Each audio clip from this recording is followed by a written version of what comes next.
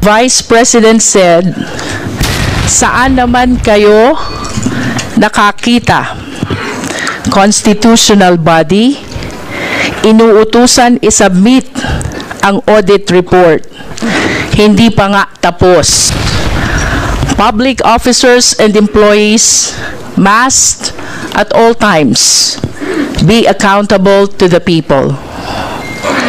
In line with this, Madam Chair, with all due respect, I wish to invite the attention of the committee to the press interview of Her Excellency, Madam Vice President, in the Senate on August 22, 2024. In substance, the Vice President said, saan naman kayo nakakita? Constitutional body, inuutusan isubmit ang audit report. Hindi pa nga tapos. With all due respect, Madam Chair, may I request the resource speaker to comment on her intention about her statement. Madam Vice President. Madam Chair, again, the question is not related to the 2025 Office of the Vice President budget proposal. On the issue of confidential funds, we have received audit actions regarding the confidential funds of the OVP. We have submitted our responses and we assure our full cooperation with the ongoing audit. Honorable Luistro. Madam Chair, in other words, this representation wished to be clarified when the Vice President made the statement. Intensyon ba ng ating Vice Presidente na ibahagi o hindi ibahagi sa publiko ang resulta ng nilalaman ng audit report patungkol sa kontrobersyal na 125 million na confidential fund? Nonetheless, Madam Chair, I understand that the Vice President already expressed her intention not to answer this question. Thus, please allow this representation to shift to the COA. May I request the COA to give his comment to this statement of the Vice President. Ascom Juliano. Madam Chair, pwede po pakiulit po yung question. Hindi. Okay, you may repeat the question. Hindi po natin isasama sa yung 5 minutes. During the press interview of the Vice President in the Senate on August 22, 2024, she made a remarks, saan naman kayo nakakita? Constitutional body, inuutusan to submit fraud audit. Hindi pa nga tapos. We are requesting the COA to make their comment on this. Madam Chair, ang sagot ko po siguro in relation dun sa subpoena kasi yung rationale po ng compliance namin sa subpoena, i-quote ko lang po yung second page po per sa sentence noong subpoena. This subpoena doses TECOM is being issued in accordance with the oversight function of the House of Representatives. This order is likewise based on Section 3 of COA Circular 2013-006 dated September 2013. Ang compliance po ng COA ay dahil po ito ay in-issue po ng chairperson ng Committee on Appropriations, and under yung pong Congress, yung House of Representatives is a body authorized by law to issue subpoena, and we cannot interpret otherwise. There is a presumption of regularity and validity do sa subpoena.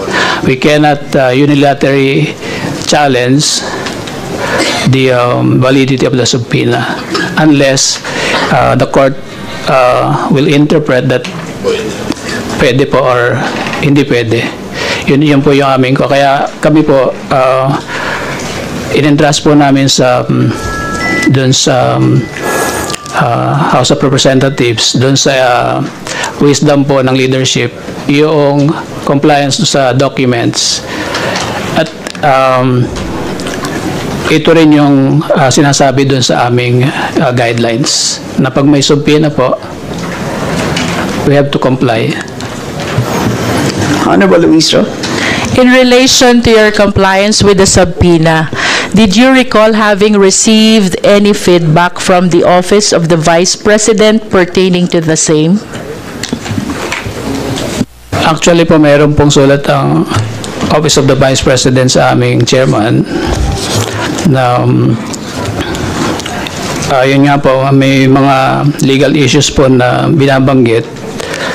At ito po yung na-consider na rin po ng Office of the Chairperson noong nag-comply sa subpoena doon sa STECOM. Madam Chair, with that manifestation of the COA, may I request that the committee be provided with a copy of the letter? And having said so, Madam Chair, may I request for a suspension of the briefing? Briefing suspended.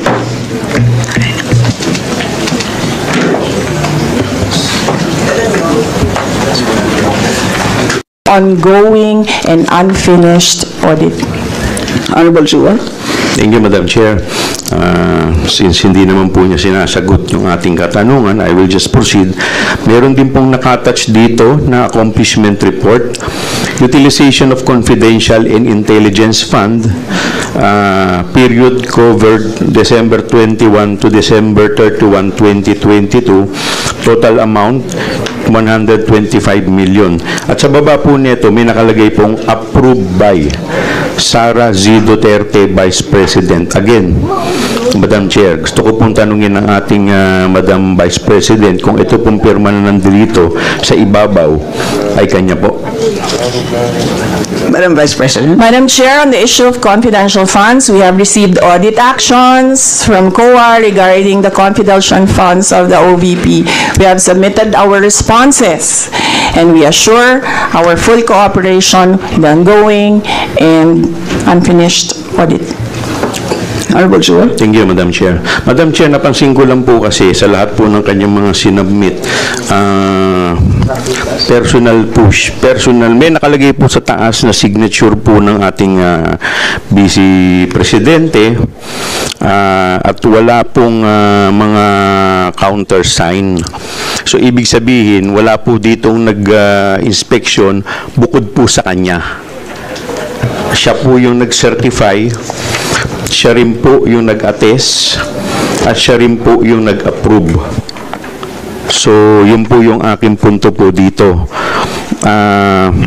Another thing, Madam Chair, gusto ko lang pong tanungin ng ating, kasi kaya ko nga po tinatanong kanina kung anong taon sana siyang naging alkalde ng Davao, kasi gusto ko pong tanungin sa kanya kung aware po ba siya sa Joint Circular number 2015-01 dated January 8, 2015.